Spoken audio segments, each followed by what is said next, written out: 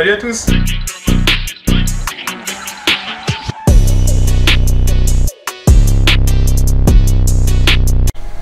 Salut à tous, et aujourd'hui on va se retrouver sur le Iseki, mais les abonnés remarqueront quelques subtiles différences. Je n'ai pas repeint la masse en noir, je n'ai pas non plus repeint le guidon, c'est que c'en est un autre, c'est un A500, donc qui a le moteur de 201 cm3 5 chevaux, alors que le A400 a un 150 cm3 4 chevaux. Donc j'ai racheté ça et je suis assez content parce qu'il n'était pas très cher. Bon, tu peux remarquer qu'il y a un petit réglage de roue à faire. Enfin, il y a du boulot parce qu'il démarre pas depuis le mois de mai. Et là on est mi-juillet. Il y a un problème avec le carburateur, il s'est mis à pisser l'essence d'un coup. Apparemment il y a plein d'essence qui sort du carbu. Moi j'ai pas trop vérifié ça, j'ai plutôt regardé un peu l'état. Je t'avais parlé des défauts des motoculteurs Iseki de cette génération. Il y a un début de fissure, là, et de l'autre côté aussi. Tu peux voir que la chape, elle a déjà été réparée. Elle a déjà été ressoudée, puis il y a eu 2 renforts. Donc comme sur le mien. Et ça par contre, bon, il y a un peu de jeu, c'est un peu usé, là aussi. Donc avec, j'ai des roues avec des pneus qui je pense ne sont pas très vieux et qui ont l'air en bon état, avec les masses. Donc celle-là n'a pas des roues en fer, mais je pense que ça peut aller dessus. La sortie latérale qui n'a jamais dû servir, donc moi ça me servira avec le rotavator. Là j'ai enfin le vrai bouchon d'origine. Bon, l'essence dedans elle pue un peu, il y a un filtre aussi. Au niveau des commandes, il y a tous les câbles à huiler, réviser, notamment pour tourner le guidon, c'est complètement grippé. L'avantage c'est que là, je crois que la petite vitesse ça va, et la haute c'est bloqué. Enfin depuis le mois de mai, il était sous bâche, mais bon, il n'a pas dû aimer. Et là on a le bouton on-off qui a d'origine. Tu vois ici, donc a été rislanté apparemment.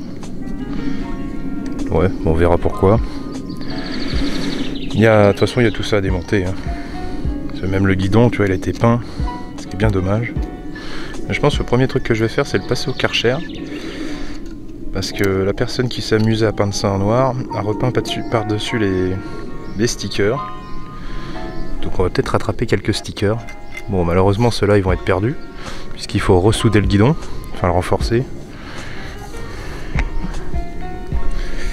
Et voilà une belle bête.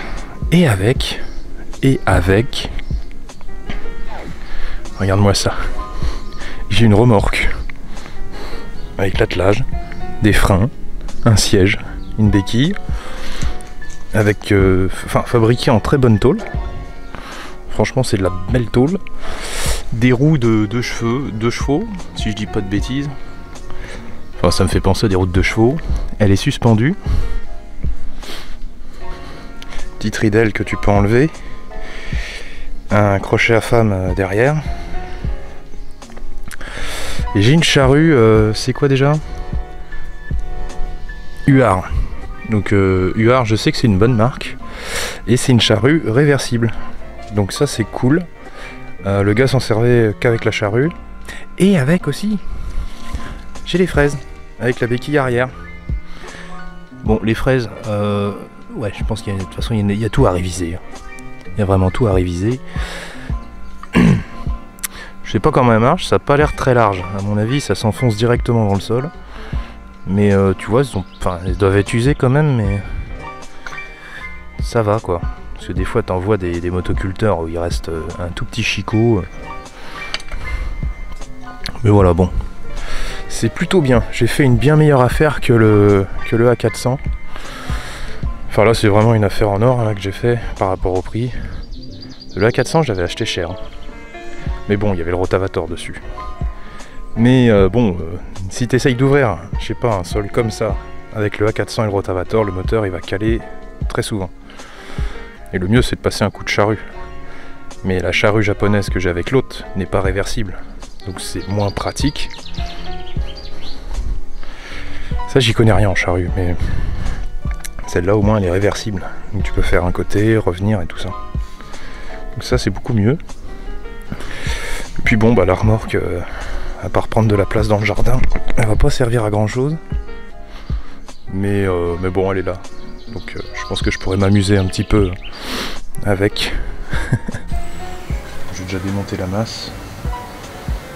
Comme ça sera un peu moins chiant. Et par contre il n'y a pas la béquille. Elle est manquante. Petit cache en plastique devant qui est pété là. J'ai même pas vérifié le moteur. Ce qu'il faisait l'ancien proprio, c'est qu'il avait enlevé les boulons de la masse comme ça.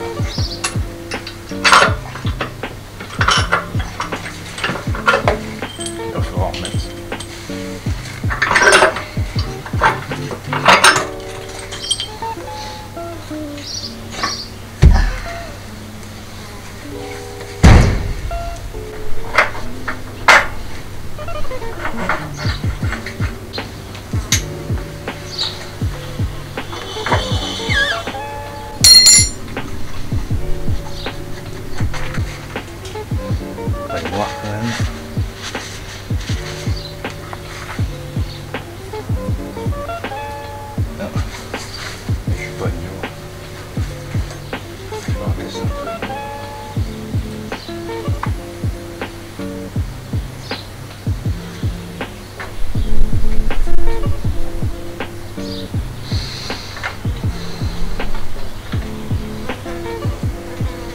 Ces jauges posées sur cela.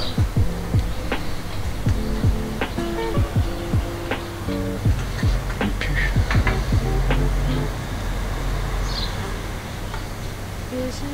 Ouais, il va être à remplacer. De toute façon, je la remplace systématiquement. Devant, on a un petit cache.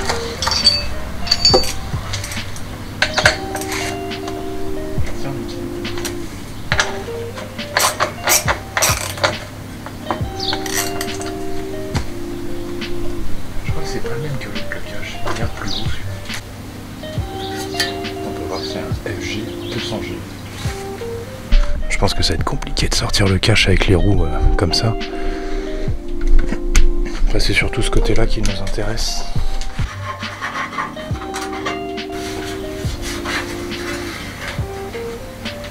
Ça fait longtemps qu'il n'a pas été lavé.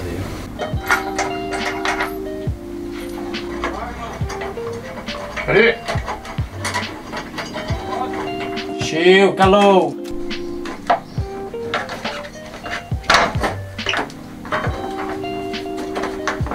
Tu vois, les roues elles sont trop près. Je sais pas comment on les règle. Visiblement c'est pas ici. Puis le mec il m'a dit ne jamais. Ah ouais, il y a une vis. Vis de 13, 14, je sais rien. Je vais essayer de la ressortir un peu. Je vais mettre du dégrippant sur les deux axes. Les pneus ils sont en bien meilleur état. Enfin, les autres sont pas morts, mais ils ont un peu plus vécu que ceux-là. Alors, 15. C'est pas ça. On va être sur du 17.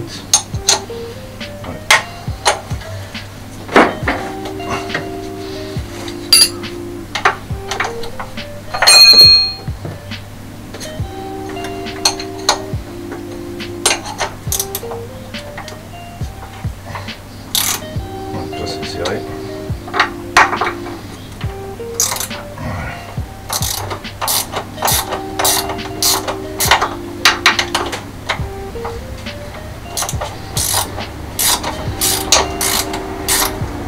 Putain, mais avec des fraises sur si peu de largeur, le truc tu dois l'enterrer.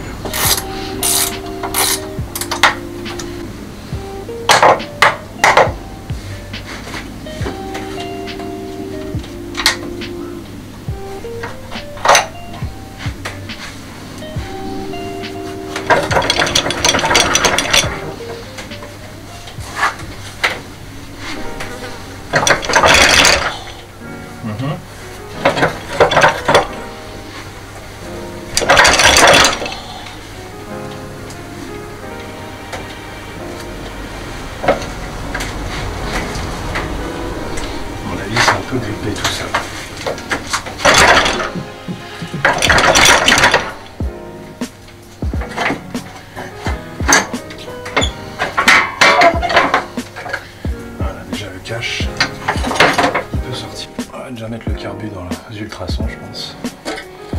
Alors. Bon, on a un filtre à air à remplacer. Ça tombe bien sur l'autre, il est tout neuf. Ouf. Si j'ouvre l'arrivée d'essence, il se passe quoi? Parce qu'il y a du carburant dedans.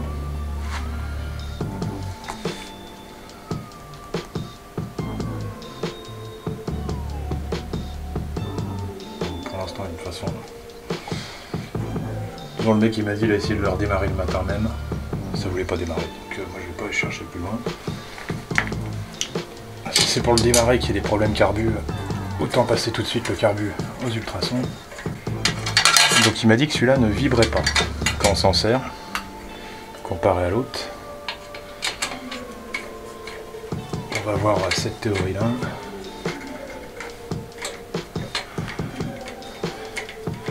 Il y a certains plastiques sur l'autre qui sont en meilleur état quand même, donc on fera sûrement un petit swap. De toute façon on fera le swap des meilleures pièces. On va déjà voir si ça peut démarrer ce truc-là. Qui était dehors sous bâche, il y a peut-être l'allumage à nettoyer aussi. Enfin, c'est un allumage électronique, donc déjà c'est un peu moins embêtant. Donc là on a la partie avec le caoutchouc qui est pété. Je me demande si je peux pas le recoller ce caoutchouc pour la tirette de starter. On a la durite. Et je vais aussi purger tout ce qu'il y a dans le réservoir.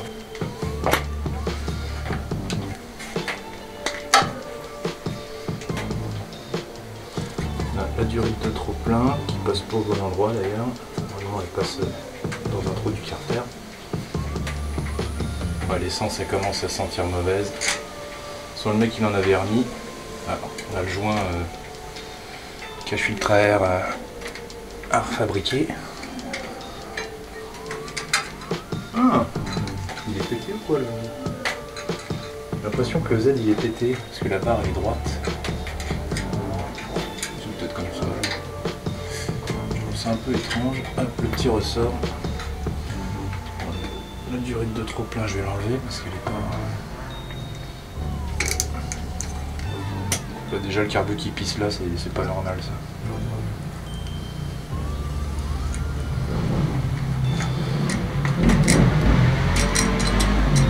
Tu vois les traces dorées, ça c'est signe qu'il y avait de l'essence qui coulait. Hein.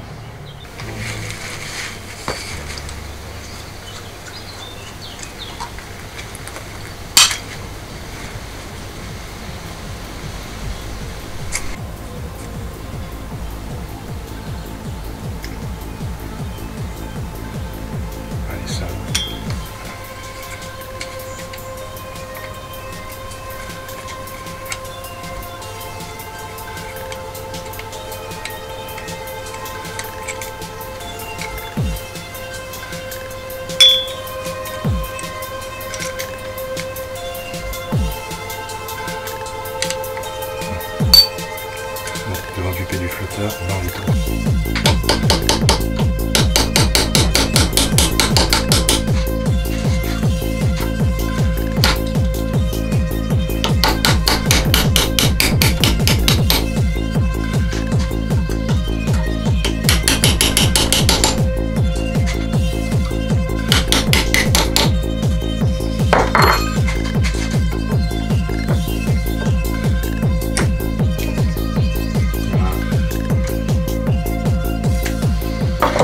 Plein de blanc dessus.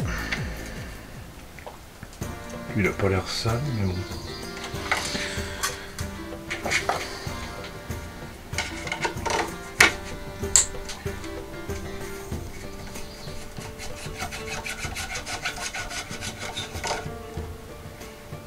Hop.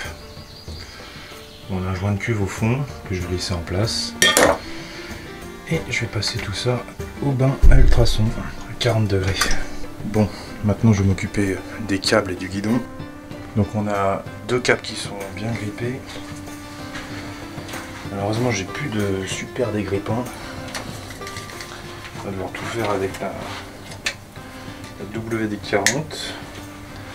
Pour ça par contre je peux relever le guidon. Et fallait voir aussi sous cette petite trappe.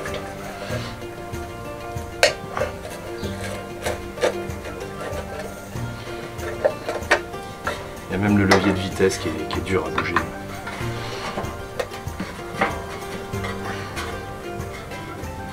Ah oui, puis je voulais vidanger le réservoir aussi. Et nettoyer le cuve.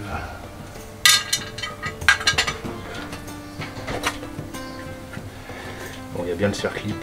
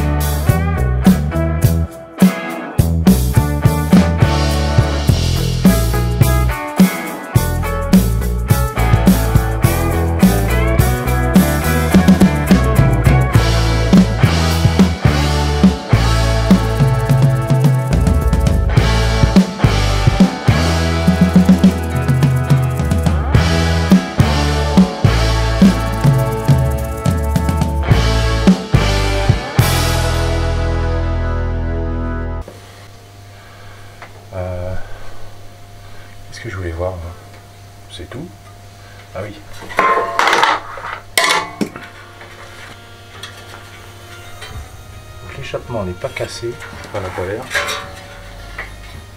Et il a l'air mieux maintenu que sur l'autre aussi. Bon là c'est gras parce que je pense c'est parce que je viens de mettre du dégrippant. Tu peux voir qu'il dormait dehors. Hein. Il est bien vert quand même. Je vais pouvoir démonter la bougie. Bon, elle est bien planquée, mais elle est là.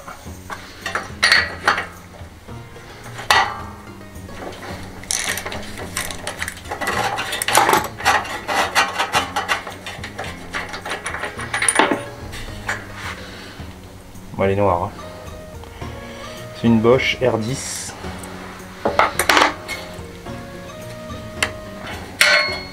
Je vais regarder s'il y a de l'allumage ici. Je suis pas sûr qu'on voit grand chose à la caméra. Mais... Bon, le lanceur il me plaît pas du tout. Je sais pas pourquoi ils ont fait des nœuds dans la corde. Il y a des nœuds partout. Donc je crois que j'en ai de là comme ça. Je pense que je vais la changer parce qu'elle est raide. Bon, j'ai vu de l'étincelle. Donc la bougie elle va être nettoyée, enfin décalabinée. La bougie est parfaitement nettoyée, le carbu aussi. J'ai pris ma longueur de corde.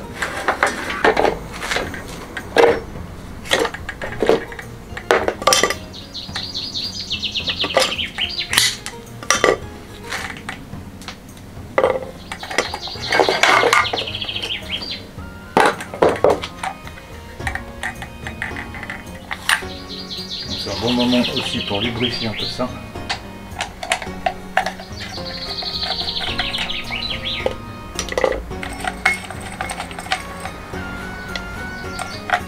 Voilà.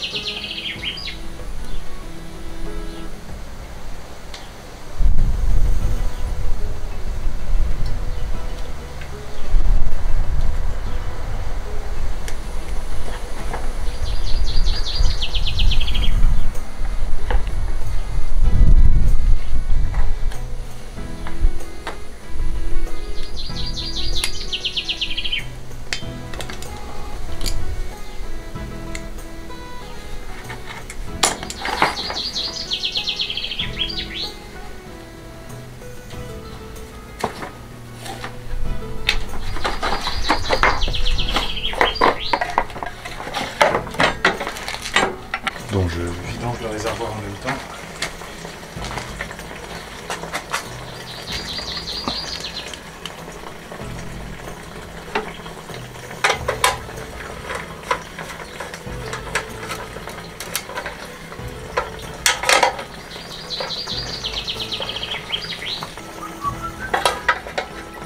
Dans ce sens-là, ça ? Ouais.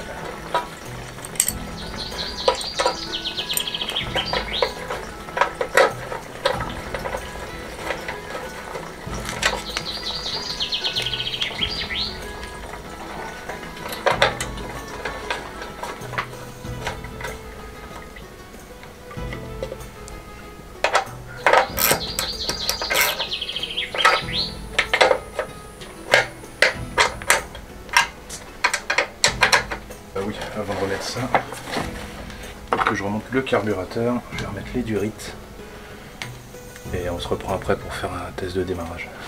Et voilà le joint refabriqué, hein. Donc c'est des feuilles de joint que tu peux acheter sur Amazon, différentes épaisseurs, il y en a aussi pour les échappements. Et après avec un emporte-pièce, tu te refais ton truc. Ouais, c'est bon, hein. Il va bien. Donc j'ai rebranché les durites. J'ai le petit cache en métal à mettre. Moi je peux essayer de lui mettre un petit coup de glu, mais j'ai peur que ça colle la tige avec. Ouais, ça va coller la tige avec.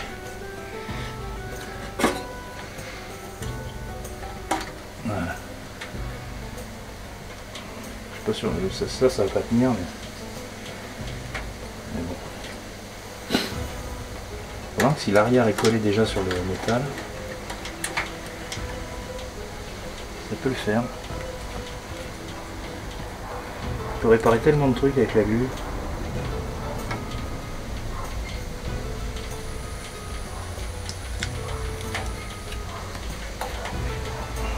Par contre, je te conseille de la conserver au frigo une fois que c'est ouvert.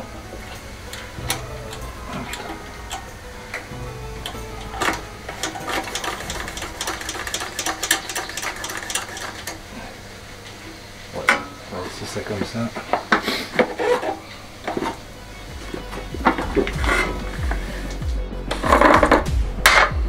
Du carburant.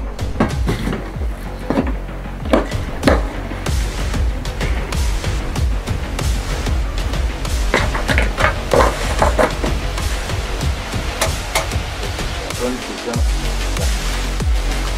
On va accélérer. Il est au neutre.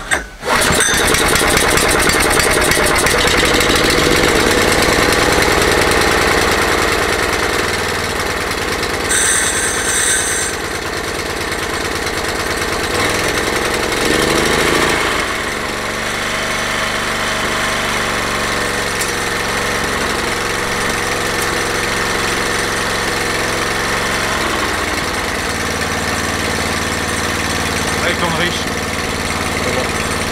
On va voir si la boîte elle marche. Tu vois, du premier coup. Les japonais c'est toujours comme ça, premier coup. Je crois que la lentille est sale, ouais.